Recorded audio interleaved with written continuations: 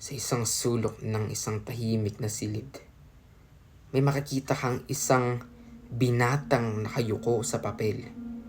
Sumusulat, tila hinuhugis ang kapalaran ng isang bayan gamit lamang ang dulo ng pluma.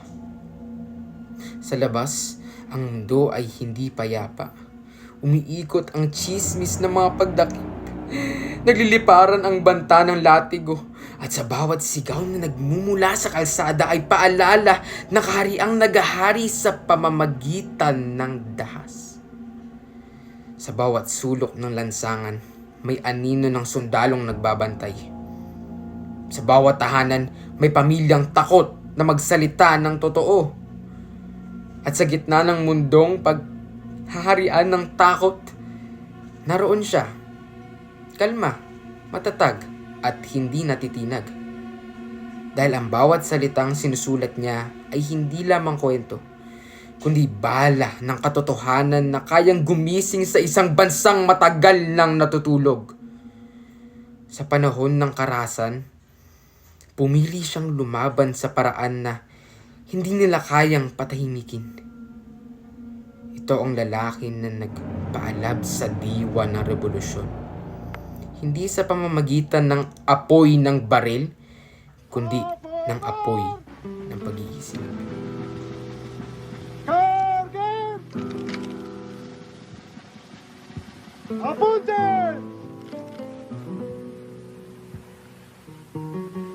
Consumatum est!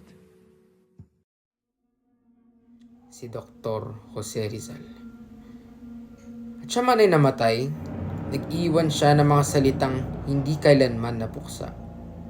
Mga lingin nagsilbing huling hinga ng pag-asa. At sa dulo, naroon ang akdang tumagos sa dugot pawis ng revolusyon. Ang El Filibusterismo.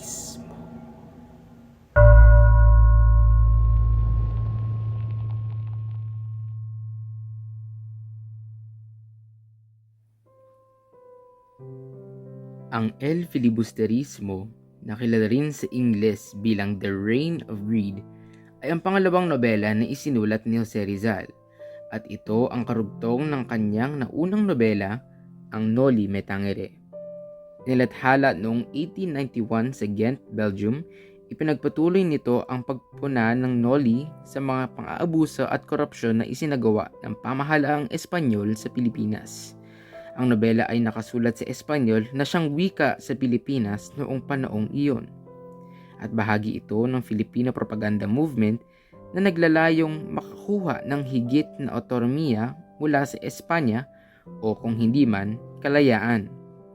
Sinusuri ng El Filibusterismo ang mga tema tulad ng kawalan ng katarungan sa lipunan, korupsyon at ang pagpupunyagi para sa kalayaan na nagpapakita ng madilim, masalimuot at kung minsan ay satirikong salaysay ng paghihiganti, hindi natupad na pag-ibig at trahedya. Si Jose Rizal ay kinikilala bilang pambansang bayani ng Pilipinas. Siya ay maalam sa medisina dahil siya ay isang ophthalmologista. Siya ay maalam sa panitikan at sa iba pang larawan. Pinanganak siya noong Hunyo 19, 1861 at binitay noong Disyembre 30, 1896.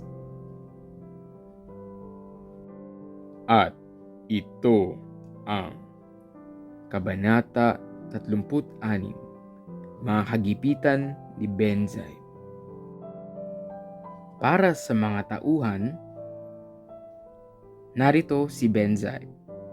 Siya ang bida ng kabanatang ito.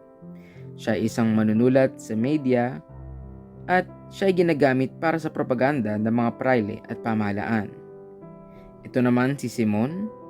Siya ang mayamang mag-aalahas na nakasuot ng salamin at tagapayo ng Kapitan General. Siya naman ang bida ng buong nobela.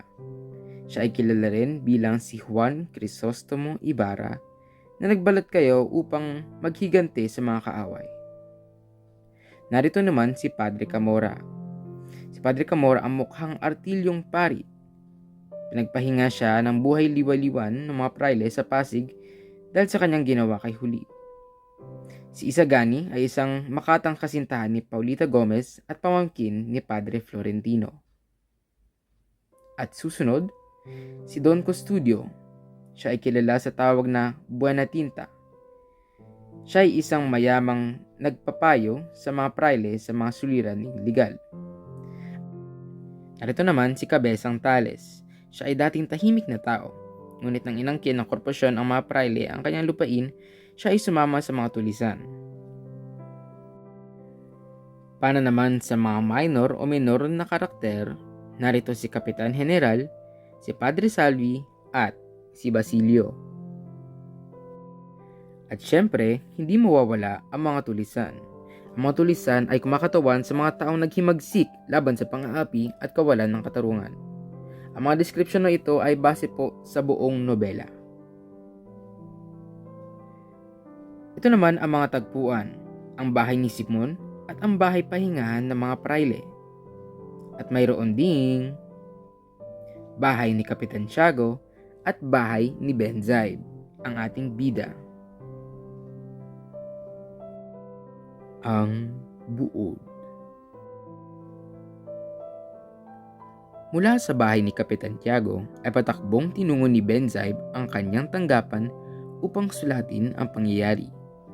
Pinalabas niyang bayani ang Kapitan General, sina Padre Irene, Don Custodio at Padre Salvi.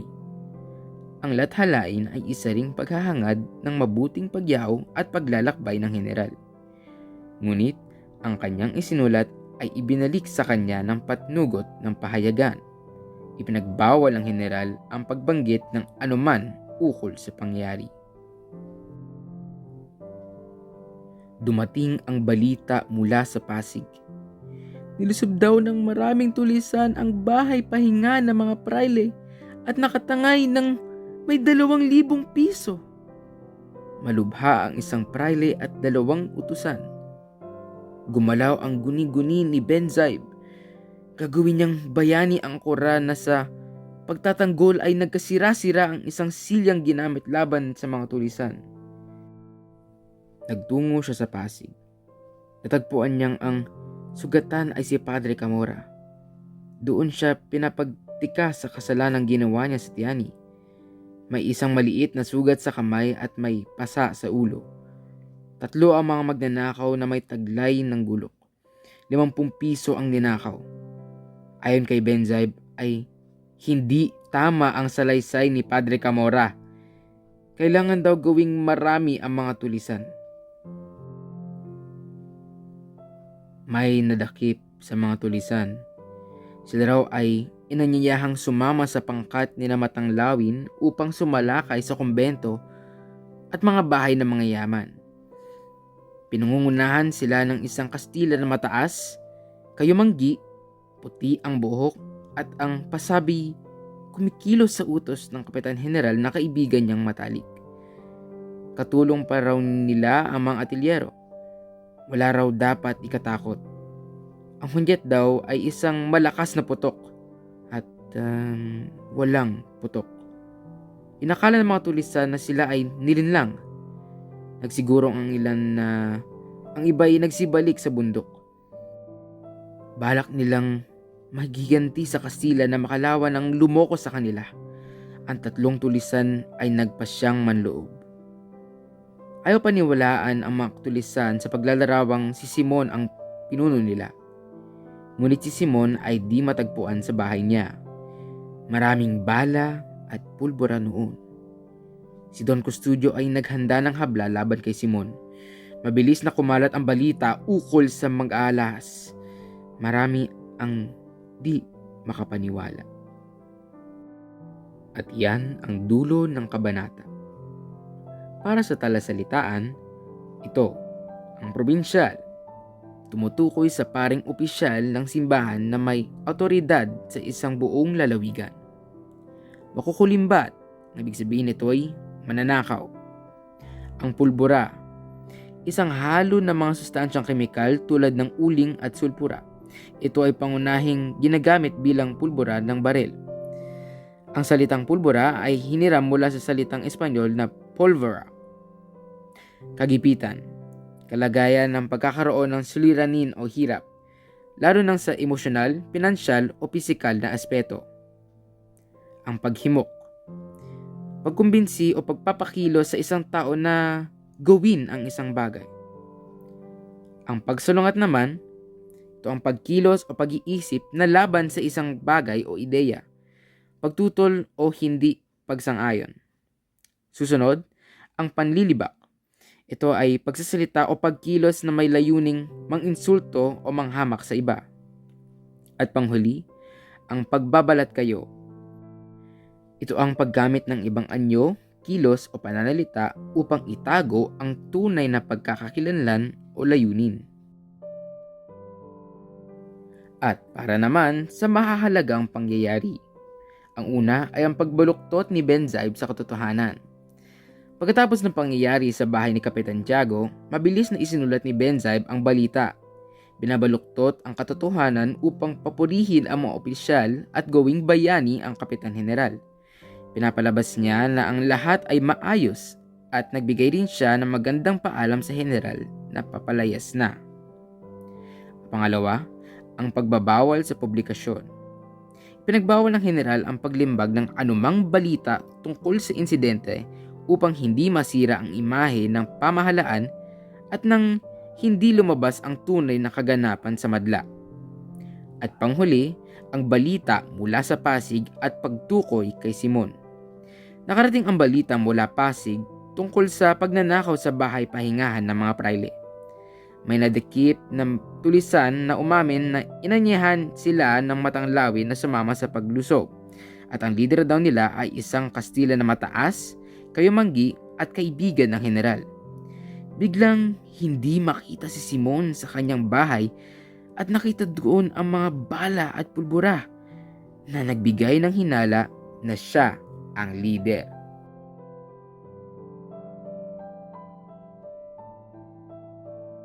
Ang mensahe at aral. Sa isang general na definisyon, ang bawat kabanata ng isang akda ay nagtataglay ng mahalagang aral at mensahe na humuhubog sa pag-unawa ng mambabasa sa buhay at lipunan. Para sa kabanata 36, ipinapakita ng mga aral na ito ang kahalagahan ng katapatan, kabutihan ng loob at ang nararapat na parusa para sa mga gumagawa ng kasamaan. Maliban dito, binibigyang diin din ang halaga ng awa, pagmamahal at katarungan sa isang komunidad. Ang mga kwento at kabanata ay nagsisilbing gabay sa pang-araw-araw na buhay, nagtuturo ng mga leksyon mula sa mga desisyon at karanasan ng mga tauhan. Sa huli, ang mga wakas ng bawat kwento ay mahalaga dahil nagbibigay ito ng kabuuang mensahe at nagpapakita kung paano nagbago ang mga tauhan dahil sa kanilang mga pinagdaanan. At sa lahat ng ito ay may isa sa buhay natin ito. Kaya naman, sa totoong buhay, ang una, makikita natin ang pagmamanipula ng impormasyon. Sa nobela, nilalarawan ang hindi matapat na pagbabalita ni Benzaib na nagtatago ng katotohanan upang maprotektahan ang interes ng mga makapangyarihan. Sa kasulukuyan, talamak ang pagkalat ng maling impormasyon at peking balita na nagiging sanhi ng pagkalito at pagdududa sa publiko. Pangalawa, ang katiwalian ng mga nasa kapangyarihan. Ipinakita sa kabanata kung paano ginagamit ng mga prayle at opisyales ang kanilang posisyon para sa pansariling kapakinabangan, tulad ng pagmamanipula sa sitwasyon ni Pare Camora. Sa modernong panahon, nakikita pa rin ang mga ganitong uri ng korupsyon sa iba't ibang antas ng pamahalaan at sa mga pribadong institusyon na nagpapakita ng kawalan ng integridad. Hanggang sa susunod na kabanata, ayun lamang po at maraming salamat.